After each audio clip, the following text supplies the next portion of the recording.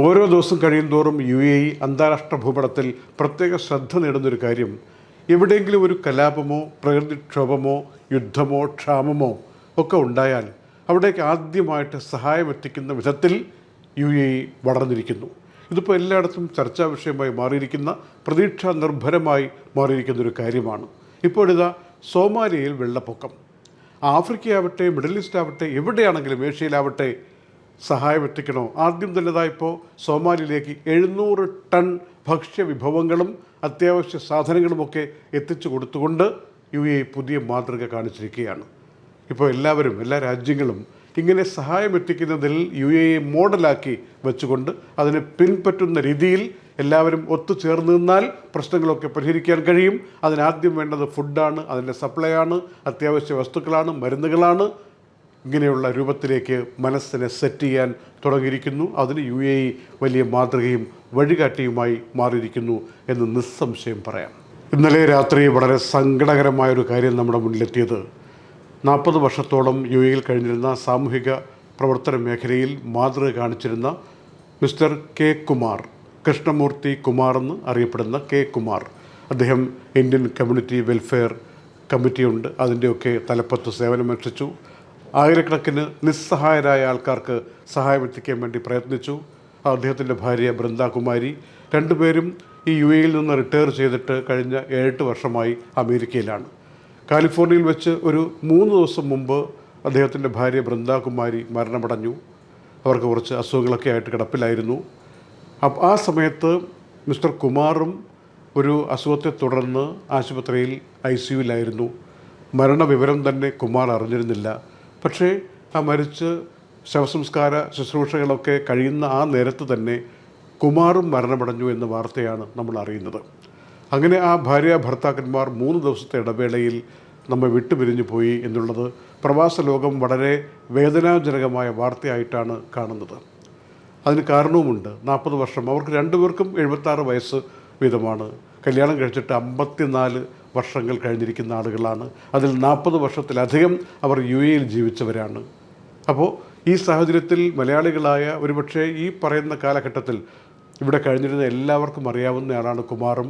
ഈ സാമൂഹിക പ്രവർത്തനത്തിലൊക്കെ സഹായവുമായിട്ട് ഒപ്പം ഭാര്യയും എല്ലായിടത്തും നമ്മളെല്ലാ ഫംഗ്ഷനിലും ഇവൻറ്റുകളിലും ലേബർ ക്യാമ്പിലും ഒക്കെ കാണുന്നതുമാണ്. അവരുടെ ജീവിതത്തിൽ ഇങ്ങനെ അത്രയും വലിയ അറ്റാച്ച്മെൻറ്റുള്ള ഭാര്യ ഭർത്താക്കന്മാർ ഒന്നിച്ച് പഠിച്ച് ഒരേ സ്ഥലത്ത് ജീവിച്ച് ജനിച്ച് വളർന്നും അങ്ങനെയൊക്കെ വന്ന ആളുകളാണ്. അവരുടെ വേർപാട് പ്രവാസി സമൂഹത്തെ ഒന്നടങ്കം ദുഃഖത്തിൽ ആഴ്ത്തിയിരിക്കുകയാണ്. ആ കുടുംബത്തിലുള്ളവരോട്, ബന്ധുക്കളോടൊക്കെയുള്ള എല്ലാവിധത്തിലുള്ള ആദരാഞ്ജലികളും അതുപോലെ ആശ്വാസവാക്കുകളും ഞങ്ങളും അർപ്പിക്കുകയാണ്. ഇത് കാലം കൊണ്ടുവന്നിരിക്കുന്ന ഒരു പ്രത്യേക തരത്തിലുള്ള ദുഃഖാനുഭവമായി എല്ലാ പ്രവാസികൾക്കും മാറുകയാണ്. ദുബായിലെ മർമൂം ഏരിയയിൽ മഴ പെയ്തുകൊണ്ടിരിക്കുമ്പോൾ ഒരു അഭ്യാസി റോഡിൽ വാഹനവുമായിട്ട് വന്നിട്ട് അങ്ങോട്ട് ചീറുന്നു, ഇങ്ങോട്ട് പായുന്നു, അഭ്യാസം കാണിക്കുന്നു, സൺറൂഫ് തുറക്കുന്നു, അതിലൂടെ അഭ്യാസം കാണിക്കുന്നു. ഇങ്ങനെയുള്ള ആളെ ക്യാമറ എല്ലായിടത്തും ഉണ്ട്, ഉദ്യോഗസ്ഥർ എല്ലായിടത്തും ഉണ്ട്. പിടികൂടിയിട്ട് ഇപ്പോൾ 50,000 ദിർഹം കൈയുടൻ പിഴയും കൊടുത്തിരിക്കുന്നു. വാഹനം കണ്ടുകെട്ടാൻ ഉത്തരവും നൽകിയിരിക്കുന്നു. അതുകൊണ്ട് ഈ മഴ പെയ്യുമ്പോൾ അല്ലെങ്കിൽ അങ്ങനെയുള്ള സന്ദർഭങ്ങളിൽ അല്ലെങ്കിൽ ഡെസർട്ടിൽ പോകുമ്പോൾ ഒക്കെ അഭ്യാസം കാണിക്കാൻ നല്ല വാഹനം കയ്യിലുണ്ട്, ഒന്നും പറ്റില്ല എന്നൊക്കെ പറഞ്ഞ് ആരെങ്കിലും ഉള്ളിൻ്റെ ഉള്ളിൽ തയ്യാറെടുക്കുന്നുണ്ടെങ്കിൽ ഇതൊക്കെ ഒന്ന് കരുതി വെച്ചോളണം, വാഹനവും കയ്യിൽ നിന്ന് പോകും എന്നതും മനസ്സിലാക്കിയിരിക്കണം. ചില ആളുകളെങ്കിലും പറഞ്ഞു പരത്തുന്ന റൂമറുണ്ട്, നമ്മളെല്ലാവരെയും ബാധിക്കുന്നതല്ലെങ്കിലും അമേരിക്കയിലേക്കൊക്കെ പോകാതിരിക്കുന്നവർ ഇപ്പോൾ ദുബായിൽ നിന്നുള്ള ഫ്ലൈറ്റുകൾ പലതും അങ്ങോട്ട് പോകുന്നില്ല എന്നൊക്കെ പറഞ്ഞ് ചില സോഷ്യൽ മീഡിയയിലൊക്കെ ഇടുന്നുണ്ട്. അതൊക്കെ വ്യാജമാണ്. കാലിഫോർണിയയിൽ കാട്ടുതീയുണ്ട്, നിരവധി പേർ മരിച്ചു എന്ന റിപ്പോർട്ട് വരുന്നുണ്ട്. ഒരുപാട് വീടുകൾ കേടുപാടുകൾ പറ്റുകയും നശിച്ചു പോവുകയും ചെയ്തു വരുന്നുണ്ട്. പക്ഷേ ഫ്ലൈറ്റ് സർവീസിനെ ബാധിച്ചിട്ടില്ല എന്ന് എമിറേറ്റ്സ് എയർലൈൻസ് അടക്കമുള്ളവർ വ്യക്തമായി പറഞ്ഞിട്ടുണ്ട്. UAEയിൽ നിന്നുള്ള ലോസ് ഏഞ്ചലസ് സർവീസുകളൊക്കെ ഭംഗിയായി നടന്നു വരുന്നു എന്ന് മനസ്സിലാക്കണം. കാലാവസ്ഥാ വ്യതിയാനത്തിനെതിരെ ലോകം മുഴുവനും സജീവമായ ശ്രദ്ധ, മുൻകരുതൽ, ബോധവൽക്കരണം ഇതൊക്കെ നടത്തുന്നുണ്ടെങ്കിലും 2024 മൊത്തം കണക്ക് നോക്കുമ്പോൾ ശരാശരി മുൻ വർഷത്തേക്കാൾ ഒരു പരിധിയുണ്ടല്ലോ ഈ ചൂട് കൂടുന്നതിൻ്റെ. അത് 1.5 ഡിഗ്രി സെൽഷ്യസ് ആണ് അന്താരാഷ്ട്ര സമൂഹം പരിഗണിച്ച് വച്ചിരിക്കുന്നതെങ്കിൽ അതും കടന്ന് മുന്നോട്ട് പോകുന്നു ചൂട് കൂടുന്നതിൻ്റെ അളവ് എന്നാണ് ഇപ്പോൾ തെളിഞ്ഞിരിക്കുന്നത്. നമ്മൾ ഓരോരുത്തർക്കും ബാധ്യതയുള്ള വിഷയമാണ്. നമ്മൾ കൃത്രിമമായി ചൂട് കൂട്ടാൻ സാധ്യതയുള്ള സാഹചര്യങ്ങൾ സൃഷ്ടിക്കരുത് എന്നുള്ളത്. ഇതൊക്കെ സംസാരിക്കാൻ മണിക്കൂറുകൾ വേണം, ദിവസങ്ങൾ വേണം.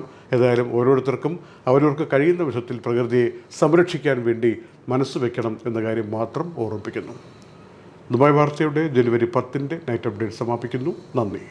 Night updates supported by Thasi gold and diamonds, Akbar travels, Partha signature Abu Shagara Sharjah, cuties international, time express cargo, Marmam dairy, TMG global business setup, 123 cargo, prime medical centre, auto cart used cars, Ayush care, lucky centre, Kalyan jewellers, Lulu, gold star rent a car, Ayurmana ayurveda and panchakarma centre, Hashim hyper market,